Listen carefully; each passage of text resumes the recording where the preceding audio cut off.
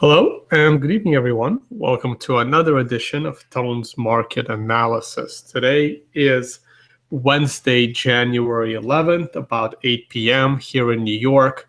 I'm going to try and make this podcast quick. I am off to Miami tomorrow to be part of the hackathon. I am speaking tomorrow night at the Miami Hackathon. If you are in Miami, definitely come and check that out. That is totally free. Afterwards, a few days later, Tuesday and Wednesday, there is a conference in downtown Miami. I will be there as well. And after that, my schedule takes me to Toronto on February 6th, and then Mexico to Acapulco, in Acapulco, February 23rd, I believe I'm getting there, and I'm going to stay there into March. I'll talk more about that probably on the next show. I will be doing a 2-day seminar there. And if you are registering for an Acapulco, use the discount code TONE. It should give you maybe 10% off, but don't hold me to that. I got to double check on that discount. Okay, I'm going to close this. And okay, let's restore all. Let's jump right into it. I actually I'm going to do less charts today. I do want to get to the Bitcoin. As you guys know, I do care about the traditional markets a lot, and I do want to talk about the traditional markets a little bit. Today, I was certainly paying attention to the first Donald Trump, press conference since his election. It was very, very interesting. He did not hold back. He called CNN fake news, which was actually kind of hilarious. He really went off on BuzzFeed over the recent stuff. But here's the thing that really, really ticks me off. Here's what bothers me to no end.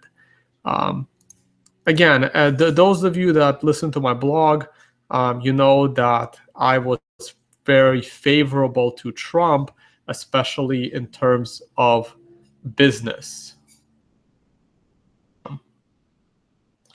Hey, is everybody getting sound? I now have live viewers, and there's a question on sound. Just want to get a double check from someone watching this live that sound quality is good. Okay, everything's good. So I guess it was just one user. All right, so here's what bothers me to no end. This, okay? Look at this. Too thick. Look at this is the Small Business Optimism Index, and this matters. Optimism and what people think about the economy is very, very important. When people are optimistic, they are more willing to spend money. They think that better times are ahead. I'm not a big believer that if you think you're going to be a millionaire, you're going to be a millionaire. But optimism counts for a lot. It also prevents panics. And where were these people before Trump got elected? Everyone was demonizing Trump, and the rest were too scared to speak out. I wasn't scared to speak out, but I guess it's good. My family was God. Nobody in my family is a Democrat. Votes for a Democrat. They were mad at me for Obama round one. I was like the GOAT in the family because I actually voted for Obama in round one. I believed in that whole change bullshit. But anyway, so this is what bothers me. Like, everyone's optimistic now. Where were these people before? Though then again, when Obama got elected, this is also very ironic. The moment he got elected, the business optimism just crashed. But then it did. But I'll give credit where it's due. Obama did get inaugurated like right at 2008, where the big financial crash happened, and business optimism did improve during Obama. Of course, it could have been improving knowing that Democrats will go away after what Obama's been doing, but also it was improving going into the next president. And it did go up right after he got elected. Same thing here with Bush, and then the president disappoints. I guess when Obama got elected, it was hard to disappoint anymore. Here's another view of the same chart, and also down here, same thing. It's a different view of the same chart. And here's the breakdown. And most important problem, look at taxes. Taxes is always at the top of the list. Okay, I'm going to close this. I'm going to talk about the rest of these. Maybe I'll talk about one more before we get into the charts. Okay, so this is actually important, the Fed labor market conditions. And this may not seem like a big deal, but whenever this index started to drop below the 0% change year over year, bad things happened. It has led to recessions, as you can see from this chart from the 1970s. It has led to recessions in 5 out of 7 times we've gone below this level. So this is also something to keep in mind. All right, let's jump into the charts. I don't have too many charts today. I'm basically going to talk about the positions that I'm still holding. I'm still short the S&P 500. I still don't think we are ready to break out quite yet. I'm still waiting for that pullback. I could have taken a profit right here, but I did not. I held on to it into the new year. Well, actually, no, I sold it right here with the profit, but then I entered my position back on near the vicinity of where I exited it. Well, a little bit higher, but I left my original trade on TradingView. And even though it went a smidge above my stop loss, it did not close above my stop loss. So I'm still short. I really hope I don't get like stopped out and then we do a correction. And I'm going to talk about one of the reasons why a lot of professionals are thinking there'll be a correction in a minute. But anyway, all right, so that's S&P. Here's the Dow. And this was one of the reasons why I was short, because of this 913.9 count. And now we're counting down a 13 after the 9. We hit this 13 here following this 9. If we can get to this 13 without making any new highs, this would be a major sell signal. But we still have, you know, a minimum of 6 days to go. And I think if a correction is coming, it's going to come around inauguration, which is less than 6 trading days away. And these would have to be consecutive, and they're not usually are. Okay, on this note, so this is what I was going to talk about. This is a hell of a lot of optimism in the stock market. This is going back to 2012. This is the speculator's position in futures markets on the Russell. And there's been this, there were reports like even 10, 15 years ago when I was in college that small caps do much better in January. It's called the small caps in January effect. But ever since it became popular like 15 years ago, this advantage has kind of died away. This is what happens when you have an advantage. EMH, efficient market hypothesis, does work. So when something is widely known, and I mean very widely known, it really loses its effects. If you have some kind of a strategy, it's best to keep it to yourself, which is why you never hear me talk about option spread trading on volatile NASDAQ stocks, which is what I do and how I pay my bills. Okay, so, and many are referring to inauguration day is the day that markets might pull back. So why is that? Why might markets pull back on inauguration day? Well, I showed you guys this chart, I think last time or a few weeks ago, and the yellow highlights are Republican incoming presidents that have followed a Democratic president, and they've all had pretty bad years. Now, if we take Reagan, here's Reagan's election, and here's Reagan's inauguration. And on the election, so here's the Reagan election, and this looks identical to what happened with Trump. And then here is Reagan's inauguration. I don't know if you guys can see my mouse. Maybe I'll circle it. Just won't save it. So let's do green. So here is when here's when Reagan got elected, and it looks exactly like what happened with Trump. First you have a very quick crash, and then it goes way up. Well, actually, sorry, guys. The election's in November. Put my circle in the wrong spot. Reagan got elected here in November.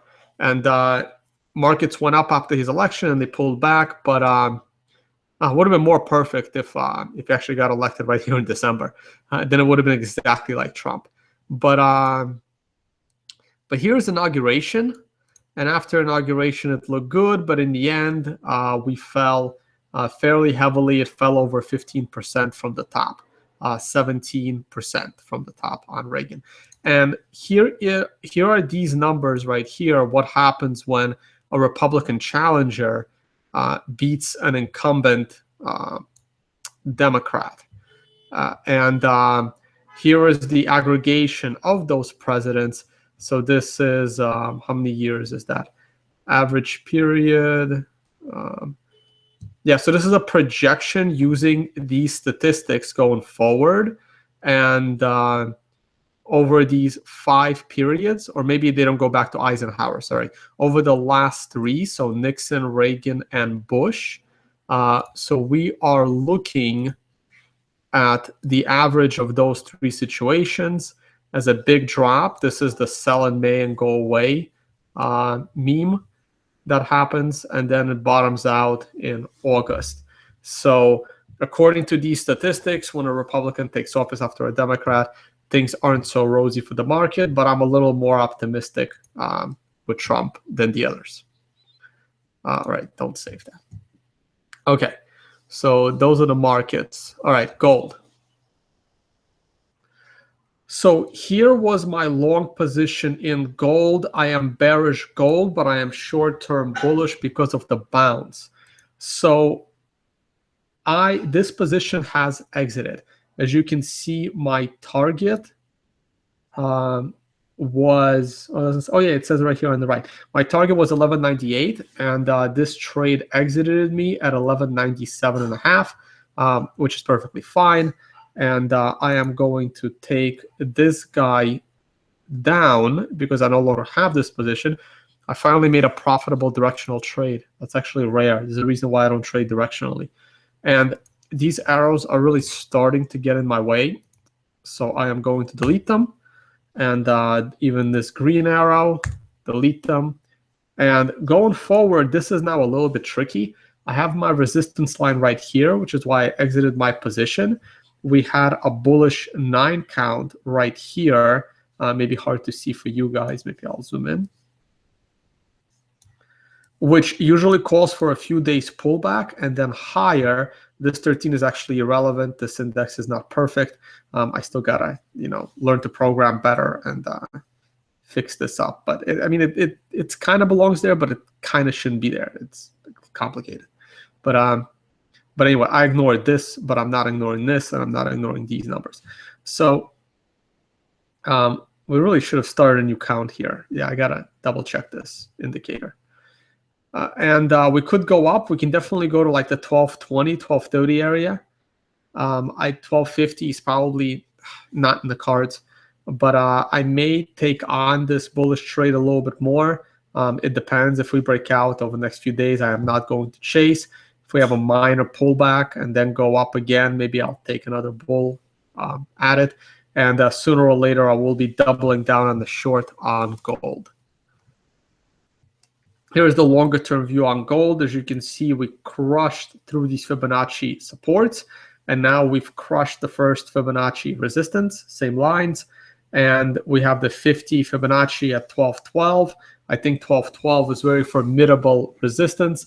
Right now, we're just under 1200. I am not going to chase a $10 move in gold. I will wait for the pullback. If it comes back to the 1170 area, and then starts to reverse off of this Fibonacci, I will concede that we might go a little bit higher. This bullish moving average cross, I believe, will not hold. I do not believe this high is going to be broken in 2017.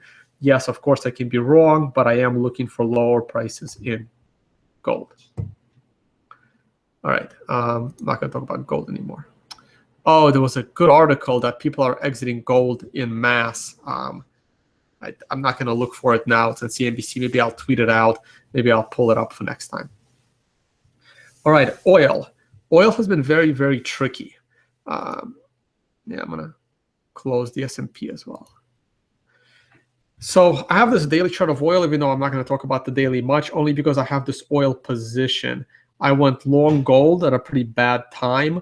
I also went long gold late. I should have gone long here when I put this arrow, and then I put this arrow, and then never really pulled back. But I've been meaning to go. I've been thinking bullish gold for a while. I just entered the position late. These two were pretty bad, but looks like oil is bouncing back again. I have not given up on this trade. As you can see, I'm still it's still above my stop loss. But the daily chart is not what I wanted to talk about. I want to talk about the weekly chart and as to why I'm bullish oil. And I'm also bullish oil fundamentally because the OPEC has said that they were going to cut production. Russia has agreed to cut production. And I think there was major manipulation in oil to cut production so that oil prices would rise. But I'll get to that in a second because it's kind of funny, though not for me because I'm losing money in the trade. Let me extend this a little bit here. And we're having a bad week, and there's a reason for that bad week, but I'm still looking at this head and shoulders, and it looks like we are ready to go up a little bit off the head and shoulders. Can we pull back to the 50-day moving average? Yes, but it will take me out of the position once the price goes below 50. I'm actually very, very frustrated with oil. Oil production, oil inventory. Yeah. So basically, I couldn't find the chart again, but so oil inventory is apparently way lower than this week than it was last week, which is why oil went up last week and kind of was a dud this week. In addition, I don't have the rigs, but the number of rigs and number of oil being produced in the U.S. is going way up. While the U.S. was able to convince the world that they need to produce less oil, U.S. itself has been producing more oil, which is kind of messed up. And sooner or later, the world is going to get pissed off. Also, if I know this, who am I? I'm just some guy doing a blog. If I'm aware of this, the big boys must be really, really pissed that while OPEC and Russia are cutting production, the U.S. is ramping up production and is selling more oil, which is really, really messed up. And based on the number of rigs and the amount of oil U.S. is producing, it's very, very strange. There's also a wild card here. Yeah, I'm not really looking for this drop. And if this drop is going to happen, I will be out. I doubt I will take the short trade. I'm still believing in this oil manipulation to bring prices up. Libya just came out of nowhere, putting all this oil on the market. And Iran has gone through half of its stock of oil. Again, I kind of pay attention to this stuff, but everybody else, while others have been kind of cutting production, Iran is trying to sell what they have left, and Libya just comes out of nowhere, which is kind of interesting. All right.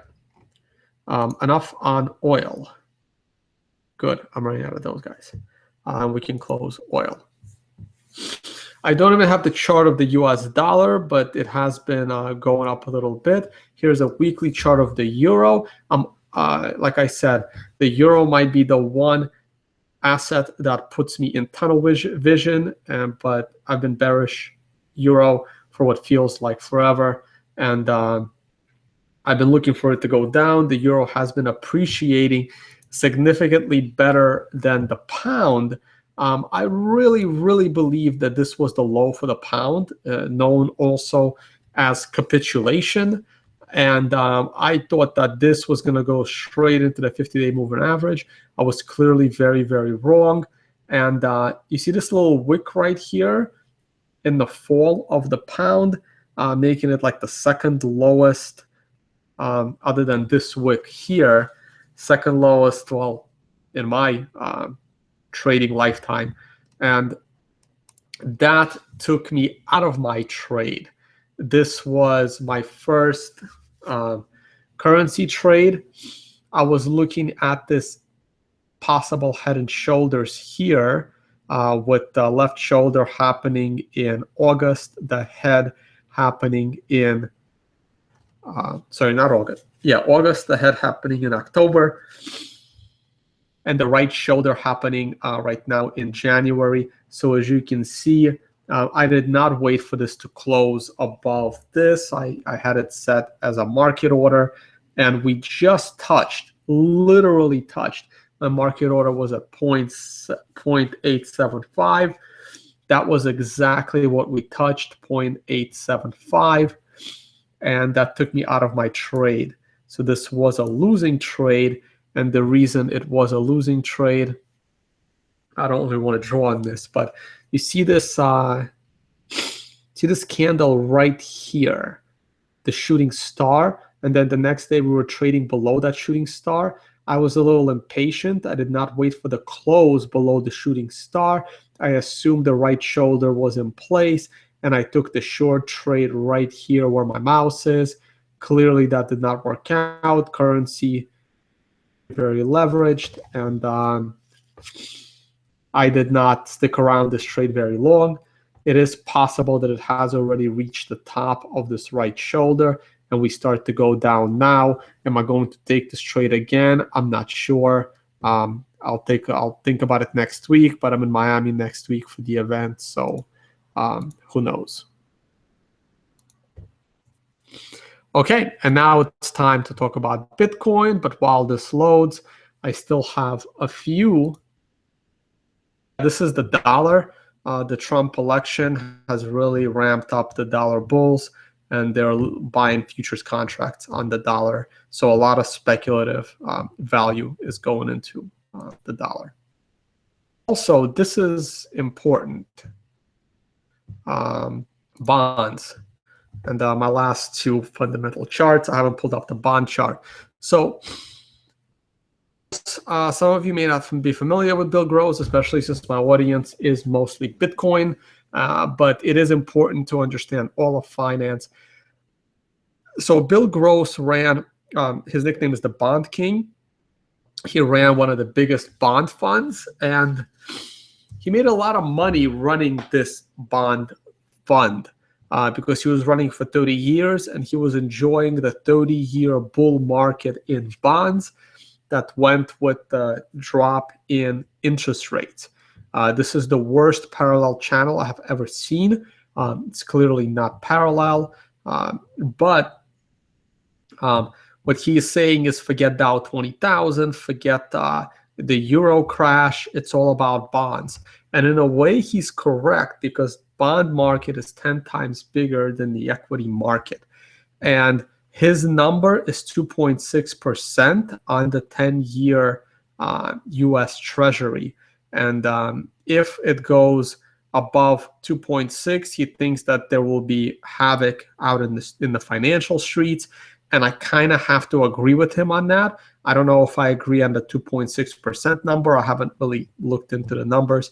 It has almost got to it, and we've now pulled back to 2.4.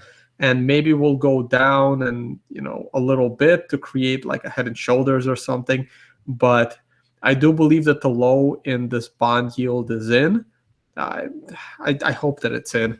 Though if bond rates start to go up, there will be a lot of havoc. This would be a really bad bubble.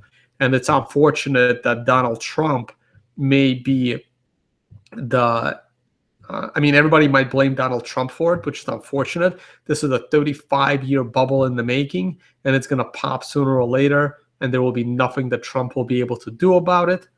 And there will be really nothing that Trump would be able to do about it. And it's unfortunate if the bond bubble implodes on Trump's watch, but he didn't make this bubble. And it will pop, and it will be bad when the government bond bubble pops. But it'll happen in Europe first, so keep an eye on that. All right, and finally, so this is the TLT, which is the ETF, and there was this big gap here. This is the low in interest rates and the high in bonds.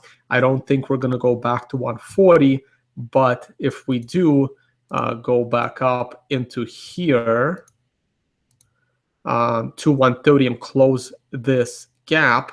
And I really like it when gaps close. As you can see, this gap closed, and this gap closed, and this gap closed. It's really healthy when gaps close. I'm not sure. This gap never closed. So if it doesn't close and we crash afterwards, it's known as a breakout gap. And those are trickier.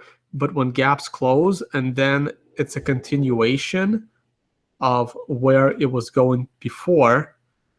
So if this gap closed, it would actually be very, very healthy for a, whoa, not what I wanted to draw. It would actually be very, very healthy for, well, bad for the bond market, but healthy if you're a trader and you're bearish. So it would be doing something like this. That would be perfect, actually. This is where I will be double checking my 401k plans and making sure that I have zero exposure to government bonds. In fact, I'm going to try and take my 401k out if I can. I don't even know if I can, and try to like trade it myself. I don't even know if that's possible, but I got to look into that. Okay, done. Don't save. All right, Bitcoin. I think I've gone through the rest of the stuff fairly quickly. Oh, Bitcoin. This was, I don't even know where I got this from. Jeez, this is what I do all day long, so I don't even know where some of these charts come from. But here's a relationship between Bitcoin and the yuan. And you see, that's the thing. I don't see much correlation here, right? Like everyone keeps screaming, Bitcoin is correlated to the yuan. Look, I don't see it. This is only what, like a year, 2 years? And it's not in focus. I'm sorry about that, guys. But this is not that much time. This is probably about a year, right? And yes, the yuan has been devaluating over the last year, and Bitcoin has been appreciating over the last year. They don't have to be correlated. They could be totally independent. It's not that much time. I don't.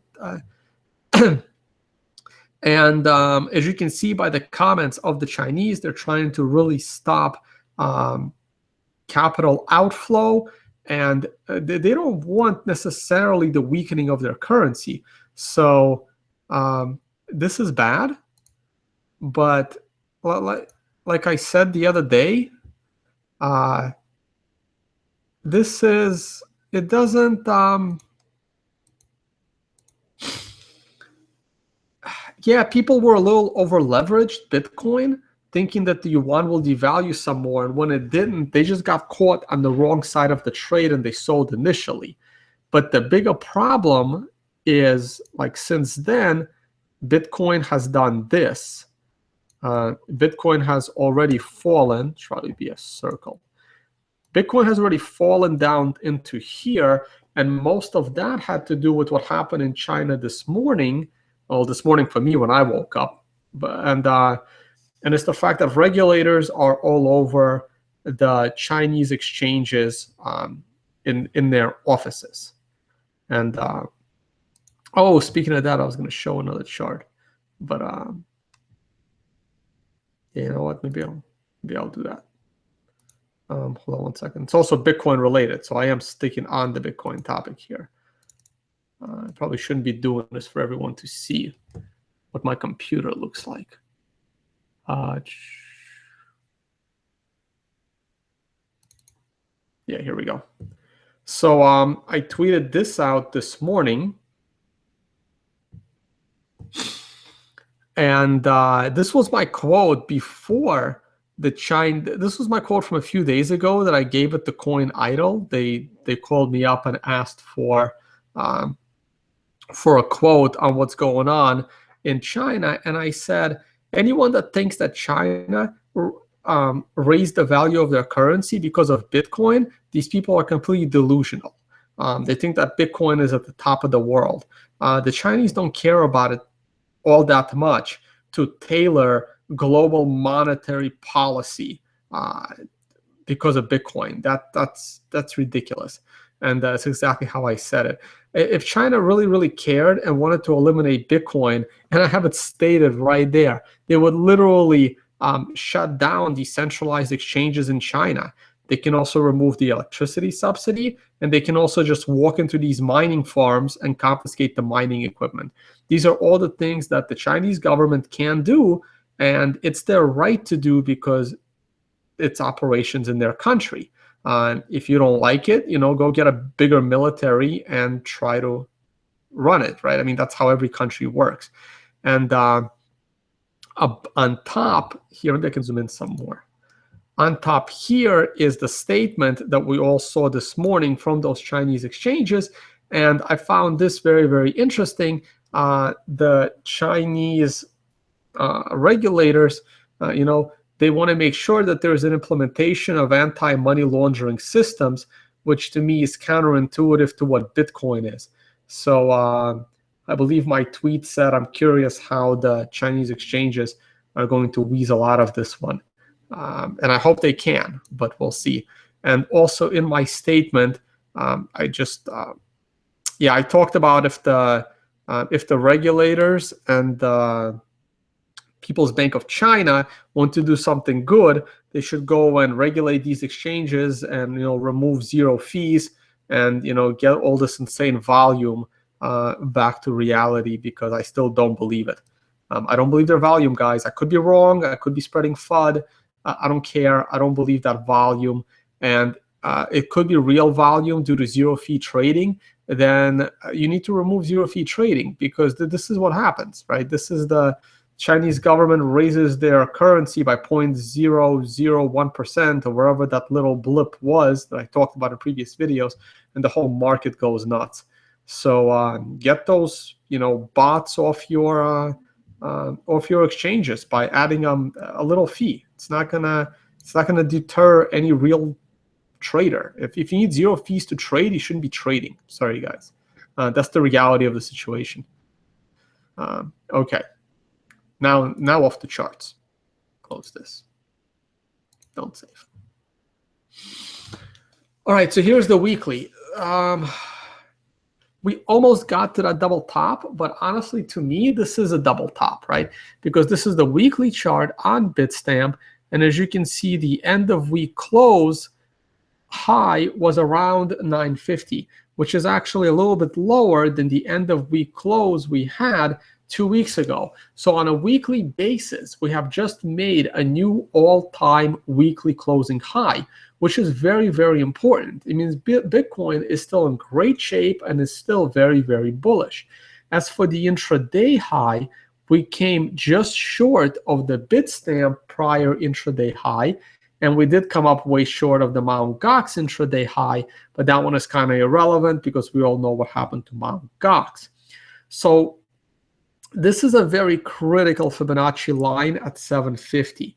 It's also the previous high right here at 750. Sorry, 760, not 750. 759 on my charts. And this was my optimal buy point if we were to pull back.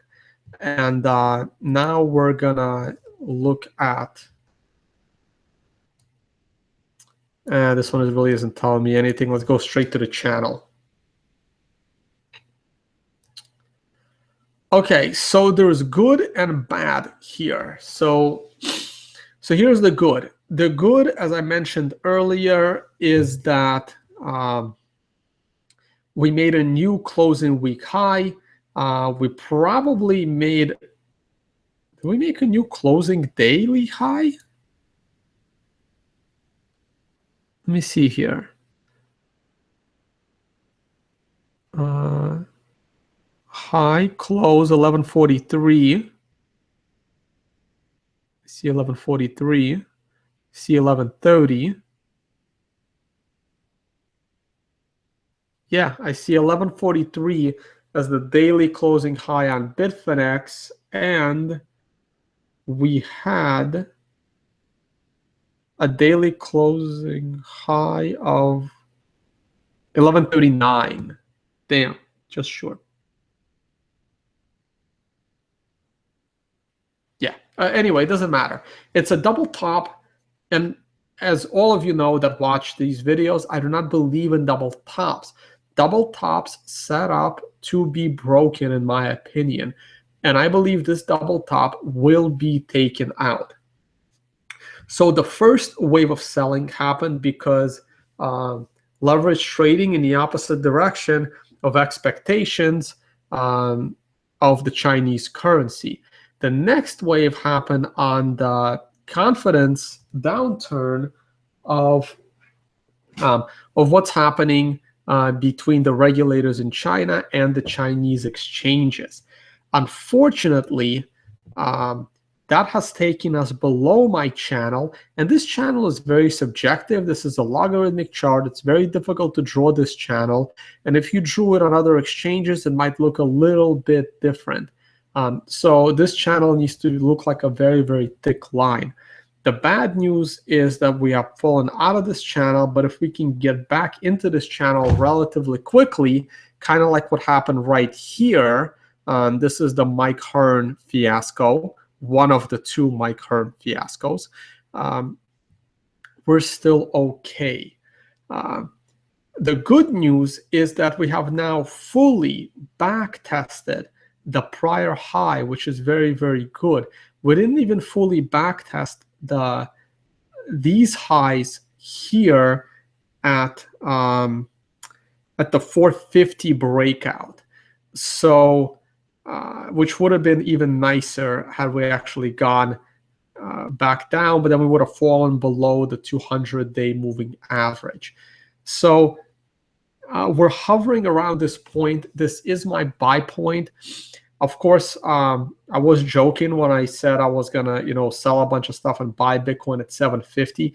I would totally buy at 760. Sorry, that was my perfect pullback. I would buy Bitcoin right now at 760 if someone was to show up to my house and let me buy it from them in cash. I am not actually going to run out and start looking for cash dealers, none of whom will sell it to me at this price because it was just 1150 last week. So no one is that crazy. And I do not buy or trade Bitcoin on any of these exchanges. I find the risk profile of keeping your Bitcoin on an exchange is too great for my taste. I prefer my, worthless fiat, as some people call it. I'd rather hold the fiat on a regulated exchange that is insured for up to like $1 million if I ever have $1 million one day. But that's a safer place to keep money on an exchange. Like I said, if I had a Bitcoin miner right down the street, I would totally be over there trying to convince him to sell it to me for whatever cash I have, or maybe he'll, do a barter transaction for some of my gold coins or silver coins that I'm not sure what I'm going to do with in the future because my gold bug days are way behind me. But anyway, going on a tangent here. So this is my buy point, though I don't actually trade Bitcoin day to day. I also don't like the unpredictability and the schizophrenic nature of these up moves and down moves. I don't want to see like a flash crash overnight to 500 while I'm sleeping, taking out my position, and then just to have it go back up. Bitcoin does that more than any other asset. It's happened to me in gold, silver, in those things, but I'm more used to those markets. Those markets are way more stable than Bitcoin. I find that I am not the best Bitcoin trader, but I do like the buy and hold strategy on Bitcoin when I get a chance to pick it up at longer term points. Like the Greek crisis, was a nice pickup point. Yes, it went lower, but it didn't stay there. The Mike Hearn fiasco would have been a nice pickup point. Let's see what happens with SegWit. I also tweeted out that because of this up move and down move, it kind of proves the fact that none of this has to do with full blocks. None of it. Bitcoin price going up, Bitcoin price crashing down. None of it has to do with full blocks at all. All right, here's some more good news. We were overbought. And as you can see, the RSI went higher here than here and went higher here, I believe, than here. Also, the MACD went higher here than here, which is confirmation.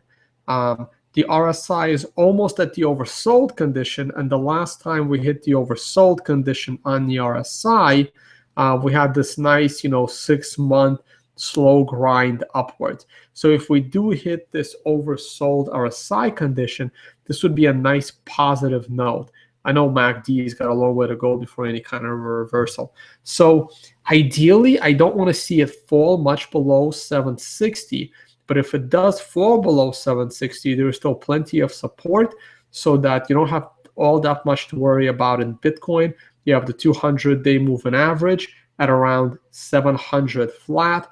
You also have the prior Fibonacci resistance, which is now support, which is the 630 area.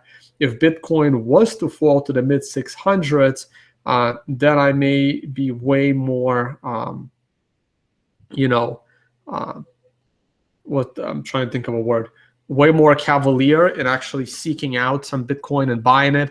Maybe I'll, once again mention it to friends and family. Maybe it's a good time to pick up Bitcoin, even though I have completely given up as far as my family is concerned. I no longer talk about Bitcoin. It's like Fight Club to me at this point. These were the stupid 2013 days where you try to convince everybody and their mother, and yes, even my mother, that they should get into Bitcoin. I stopped doing that years ago, and me and my family are all happier for it. Here's the hourly chart. Again, this is the news out of China. I think this news will pass. However, there is room for worry. I know I've actually texted a little bit with Bobby Lee today, and a lot of the people at BTC China are upset at the FUD from Coin. Let me see here. Hold on. Open link in new tab. Oh, there's another article about China. So a lot of the Chinese exchanges got upset over this article, so I had to go and read this article. And as I'm reading this article, I go, oh, wow, this is actually pretty somewhat relatively professionally written, where they reference sources, they reference Bloomberg. It looks great. But then you get to this part, and this is where BTC China apparently got very, very upset. I mean, as I was reading it, I'm like, why are they upset? This seems very, very credible and a good article. But then it says the inspections, raids, or security on site of Bitcoin operations. And I guess the word raids must have really, really bothered BTC China. And I don't blame them and Samson Mao and Bobby Lee that Cointelegraph using the word raid was probably inappropriate, and this is what they're referring to as FUD. But is there reason to worry that the Chinese regulators are sitting inside or walking around inside the Chinese exchanges? And my answer is yes, you have to be worried, right? Because you don't know how they're going to, even if they can also treat their own citizens one way and foreign citizens a different way, just like the US does it. Not everyone has the right to trade US equities. If you're a foreigner, a lot of the times you don't have access to the US financial markets. So in China, I don't want to spread any FUD either, but I wouldn't, I don't have any Bitcoin on Chinese exchanges because I don't know what the regulations are, if they even exist, and how the people will be identified. You just don't know. It's very easy for China to have different rules. They can even, let's say, confiscate foreign money because they can say, well, we're entrusting our own citizens to deal with Bitcoin, but foreign citizens on Chinese exchanges participating in Bitcoin, which is kind of unregulated, they can classify that under terrorist financing. And again, I don't want to. This may sound like FUD, but but if I'm thinking it, I have to say it because others may be thinking it.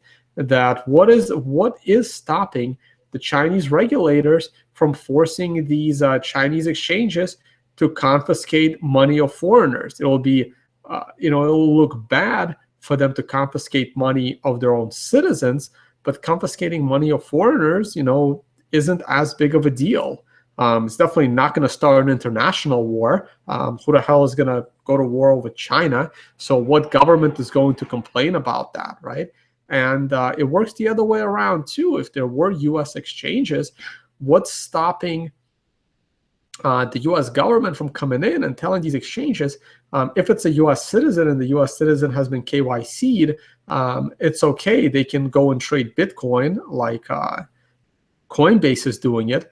But if you have foreigners and they can't prove that they are American citizens, and they're foreigners holding Bitcoin through your company, that money is now seized under, the Patriot Act or some other these acts, because if you haven't seen them yet, they are constantly trying to link Bitcoin to these bad activities. And I wouldn't be surprised. I think this. I'm very, very risk averse when it comes to Bitcoin and using Bitcoin. Which is why I've never connected any of my activity, as little as it is, to any, to any legal activity or to anything on my name. Like I don't use exchanges. I don't buy from a purse. I don't, buy airplane tickets on cheap air. Like I don't use any of that stuff, right? I don't even pay for my VPN with Bitcoin, right? I try to keep it. I try to keep it really as a hedge against government screwing up, and that's how I hold on to it. Anyway, of course, they can always get me because I talk about all this publicly. So we'll see, but it will be hard because the hard print evidence would be difficult to find. And if they can find it, good for them. Okay, that's pretty much all I wanted to talk about. So there is stuff to worry. There is stuff to worry, especially with zero fee trading, right? Like if Chinese exchanges had like high fees and Bitcoin trading wasn't dominated in China, none of this would be a big deal. But then again, we wouldn't have been driven up and we wouldn't have been driven down so much. All right, yeah, so this is the hourly chart. No, wait, sorry. This is the Brave New Coin Liquid Index chart. This is the hourly chart. We did dip below my 760. If we start closing below 760, we can go lower. Then you're looking at the 200-day moving average at 700 as your support. This is the Brave New Coin Liquid Index. Yes, it updated. I think it updates at 9 p.m. or 8 p.m. Perfect. Now I know when it updates. So I could use this as long as I start these videos at 9 p.m. But look at the volume. Look at the volume drop. You see, this is really, really interesting. This is why I really like the Brave New Coins Liquid Index, and the ticker for it, so you can pull it up on TradingView, is in my description of the video, and I will have a pop-up on here once this video is over. And this is really interesting. Look at the volume, right? So we had this giant drop, but look how much the volume dropped. And all of this volume, this is BTC China doing. So because of this volume drop, look how much less trading actually took place at BTC China. So people either did move their money off of BTC China or they did not trade it. So the bots didn't go wild on this day. This is actually, to me, this is very, very interesting, because I would have expected the volume here to be at least as high as the volume over here, which was significantly less volatile period, but the volume is actually smaller today than it was in early November, when we had a much smaller run-up and a much smaller correction. So something is up. Something is up. I really need to either dig into those numbers, but I don't know if I want to put in the effort, right? It's really hard to put in all this effort when A, you don't trade Bitcoin, B, you don't get paid to do any of this, and C, is it really going to matter? But I will try to have a chat with people at these Chinese exchanges and maybe get them on the record and try to ask some tough questions. What the hell's going on with volumes? Okay, altcoins. I don't like talking about altcoins, but nothing's different really. It's all the same. Ripple doesn't belong on this list. Ethereum is always Ethereum should be way lower. Monero and Litecoin are the only two I kind of respect as science projects. Everything else on this list of top 15 is either stupid, probably will not succeed. Don't kill me, made safe, but I don't think you doing a crypto ICO was a good idea, even though you may have a good idea you're working on if it ever comes to fruition in my lifetime. So we'll see on that. The rest of them are stupid, and half of those are just blatant scams. All right, but nothing's really changing here, so there's nothing to talk about. I'm still waiting on my oh no, this is when I wrote the damn thing, August 31st, 2014, but I'm still waiting for something to happen in August of 2017, and I will keep waiting for that. All right, I will take a few questions only because I have a lot of work to do before my flight to Miami tomorrow. I don't want to spend 45 minutes on questions like I did last time. I will take one or two if the questions are good. I do not believe Zcash is an academic experiment. Zuko's traveled the world for 2 years hyping up Zcash, and then it was a for-profit venture for investors, and even 20% of the mining for the first 4 years is going directly to VCs and those that funded the project. There's nothing academic about Zcash, in my opinion.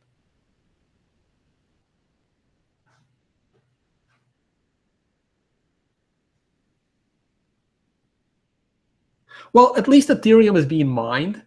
Ripple is, I don't even think Ripple is a cryptocurrency. It's like a token. I mean, Ripple is, it's like a private token. I don't know why it has value. I know it's being traded, but Ethereum somewhat belongs on that list because at least there's mining going on. If you don't have mining and you're a proof of stake, I guess you may belong on that list, or maybe there should be another list for, non-blockchains, which are proof of stakes. But Ripple is not even proof of stake. It's not proof of work. It's not proof of stake. It's not proof of anything. They don't even have an inflation rate. It's just like, people that can create it as they like. It's like a private token. I don't see any difference between Ripple and OneCoin at all. I mean, I don't see much difference between Steemit and OneCoin either. But I mean, Ripple, if you replace Ripple with OneCoin and OneCoin with Ripple, I see absolutely no difference there. Okay. Can you let us know how you think whales? Okay. Oh, Backpage shutting down. Sorry, before I get to your question. That was big news. I tweeted that one out also. Hold on, where's my... Yeah, that was a big deal. That was my big deal of the week. Jeez, can't believe I forgot about that. Yeah, so Backpage shutting down the escort section is actually huge. It didn't take long for creative people to get around this problem. All of these ads have been moved, I believe. I haven't done the research yet. I've been too busy, and I don't think I want to do this research on live air. But I believe all of these escort ads have been moved to women seeking men. So the people do get creative and take initiatives really, really quick. However, the escort section of Backpage really needs to be relaunched as a standalone site that is not a corporation, that does not have a visible CEO. And I've suggested for Paxum to put down the guns and the cameras and put in some work into this initiative. It will be a little easier for Exotica TV to do it because they would only need to put down the cameras in order to start doing this work. And I think those two And the Exotica suggestion did come from Chris DeRose via Twitter to me.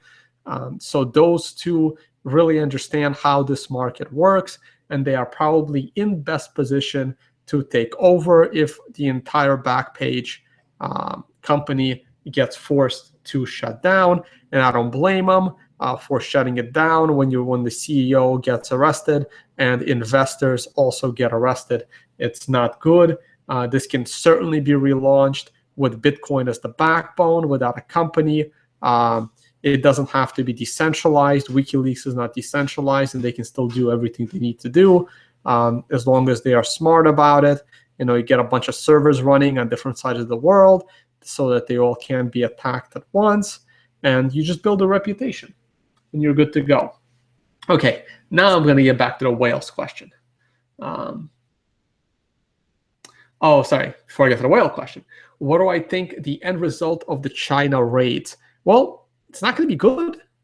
They're not raids. Sorry, bad choice of words. Don't get mad at me, Bobby Lee, please. Just reading the question. The China regulatory inquiry can't possibly end well, and I don't use that in a bad way. It's just that what's the best that's going to come out of it? They're going to start regulating it. Now, if the only thing they regulate is, making sure the volume is real, right?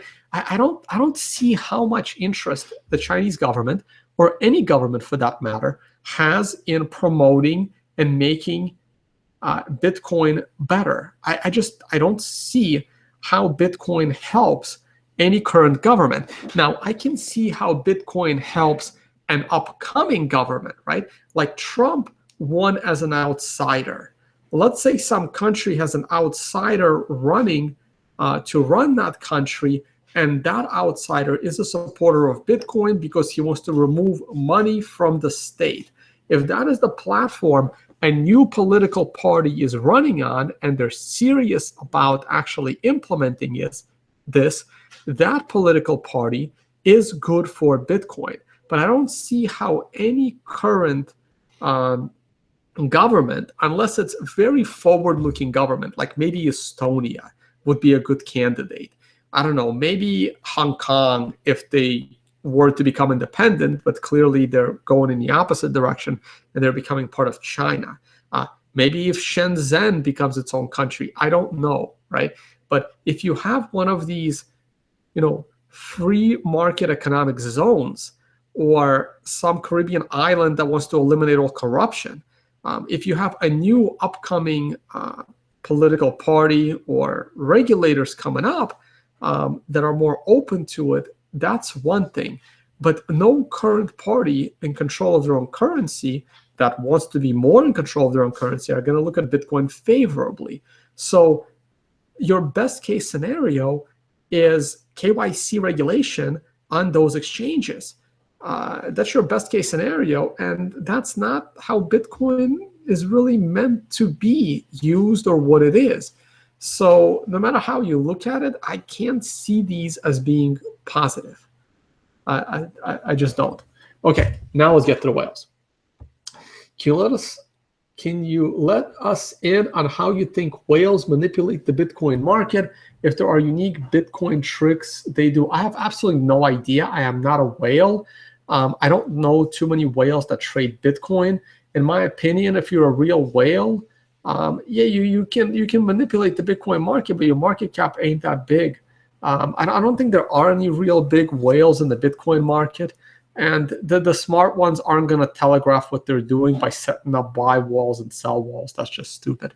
I don't know. I'm not a big trader in Bitcoin. That would be a question, I don't know, maybe for SolidX, or I don't know, maybe Harry A at Binary Financial. They would be able to answer that question a lot better than I can. If the shit hits the fan in China, Bitcoin, would it be terminal, or could Bitcoin still be a success anyway? It'll absolutely be a success. It wouldn't be terminal at all. In fact, if all of these Chinese exchanges were to shut down, there will be a lot of volatility in the beginning. And you know what? Okay, so here's the worst part, right? Is it going to be let's take the worst case scenario. The Chinese exchanges all disappear like Mt. Gox. Will people lose their Bitcoin or not? That is the billion-dollar question, because there's probably $1 billion worth of Bitcoin plus sitting at these exchanges. If people are able to get their Bitcoin back and the Chinese exchanges kind of go underground and the ones that remained are not all that regulated, it's possible, BTCE, I mean, can't you, if you're a Chinese person, can't you still trade at BTCE? They've been around, they have a reputation, they don't do KYC. Will someone else build that kind of reputation, but will you trust it? End of the world. Now, if that Bitcoin gets confiscated, now it's a big problem. Because if that Bitcoin gets confiscated by the government, it will make the Silk Road seizure look like an appetizer, because that is a lot of Bitcoin in the hands of the government if they seize it, which is the worst case scenario, right? The worst case scenario is the seizure of Bitcoin by the government from the Chinese exchanges. That would be extremely bad, because then like confidence in Bitcoin is going to be shattered, because they would look at this entity with the control of a lot of Bitcoin that can, act as whales crashing the market if they want to, right? Or get rich on Bitcoin's appreciation if they decide to hold on to it, or they'll be able to use Bitcoin if it appreciates. Who knows what they're going to be doing, and who knows who they're going to be bribing. A lot of mining does take place, so all hell will break loose if that Bitcoin is confiscated. Which is again why you don't let other people hold your private keys, because even on Silk Road, those that just left their Bitcoin sitting there, they didn't just pay for it in the fact that they lost Bitcoin. Everybody paid for it because now the government had it, and then the government was able to sell it and profit from it. So it's one thing Bitcoin going down in price, or Bitcoin having its own issues. It's another thing enriching the government in the process, which I'm really not a big fan of. So if you're asking me for all hell breaking loose, that is something that worries me. If these exchanges go straight up KYC, it's also not great, because now there is more vectors that identify people all over the world with accounts connecting to accounts with KYC everywhere. But hey, I can't control that. It's really up to the people. I'm not sure why I'm still showing the back page thing, but or why I'm still showing Cointelegraph. Let's take a look at it. Let's keep an hourly chart up. It's going back up, 780 now. So if the Chinese exchanges shut down orderly and return people back their Bitcoins, look, speculators and traders are creative. They're going to move on to other exchanges. They'll find a way to get money in there. And it'll be fine. It'll be perfectly fine. As long as if BTCE gets like 60% of their business and they don't exit scam, it'll be fine. If BTCE exits scams and takes all the Bitcoin, you have not as bad of a problem if the government comes in and confiscates it, but still a big problem like Sheep's Marketplace taking everybody's coins and leaving. All right. Oh man, I'm going off on questions again. Fiat leak shows BTC still pouring into China. The BTC behavior is a major mystery. It is a bit of a mystery. I haven't looked at Fiat leak in a while. China is still getting a lot of Bitcoin. How much of it is mined Bitcoin? How much of it is new traded Bitcoin? It's possible that people are exiting those exchanges, but then they would be moving it out. I'm not sure why more Bitcoin would be coming into China. That does seem weird. Yes, I know Ethereum's bad. I've talked about it many times.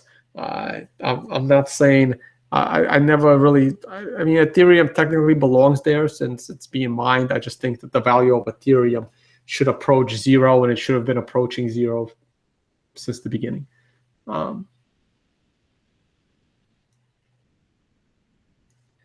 All right, going over some examples of standard whales fake out tricks. Yeah, I know. I don't really know much about whale trading. I've never been a whale trader, so I don't have much experience in that.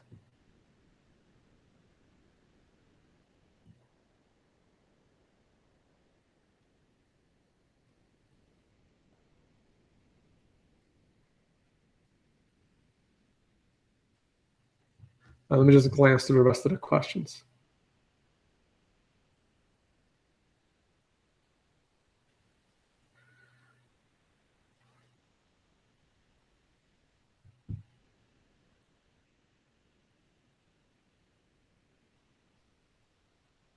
What's my trading software? I use Interactive Brokers for trading. I've used other exchanges, Options Express and E-Trade and MB Trading.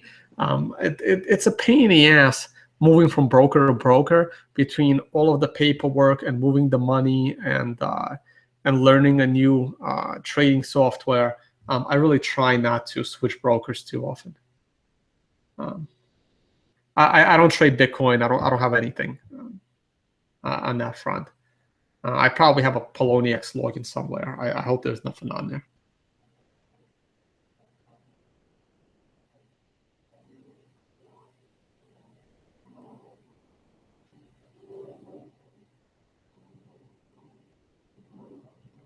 There are 3 Chinese exchanges which have been trading 3 million Bitcoin per day on each. Fake volume is one thing, but could one exchange be using fractional reserve to lead the price change? Yeah, of course they can.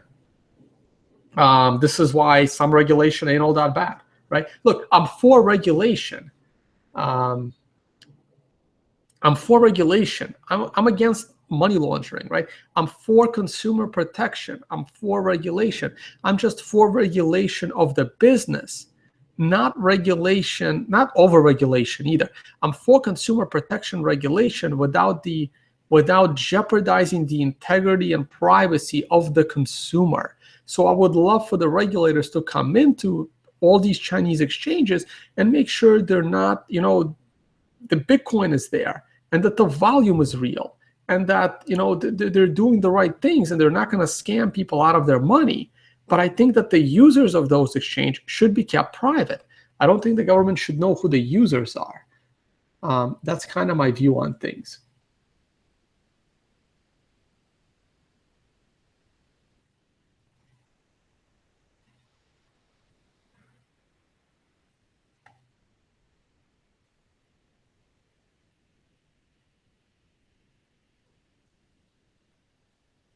Okay, so for the Bitcoin price, so this 60-minute one is Bitfinex. So you can kind of see it in the upper left-hand corner here. And these are all Bitfinex. And that's only because of the history and the drawings. The weekly one is Bitstamp. And that's also because of the history, because I already had all these notes and I'm not going to rewrite them. My favorite one is, of course, the Brave New Coin Liquid Index, because I helped build it. And but on TradingView, it only updates daily. Look at the description of the video for the ticker that you can type in here to get it. It is updated daily, so once a day around 8 or 9 p.m. Eastern time. But the data, the candles do go back to 2010, so that's one of the things I really like about it.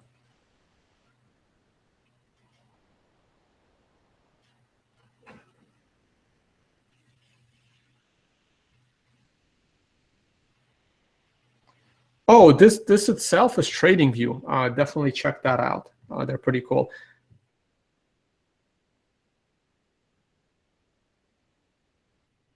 All right, on that note, guys, I got a lot of prep to do. I'm going to try and interview people. I'm going to start a new blog that's going to be really, really cool. I hope you like it. I hope you have time. I mean, I barely have time to do all these. I don't know how everyone has time to watch all these. I had over 60 live viewers today, which is great. Please comment on my videos. I will try to reply to you. Please like, subscribe, and spread the word. All right, I will see you all over the weekend. I will try to do this on Sunday, but I can't promise because I will be in Miami with a lot of Bitcoiners and participating in the hackathon. All right, good luck trading. And I'm not sure. See, I don't know if I even want Bitcoin to bounce back up. I like Bitcoin low because I will get to pick some up lower. Always short-term bearish, long-term bullish. That's my preference for Bitcoin. All right, have a good night, guys.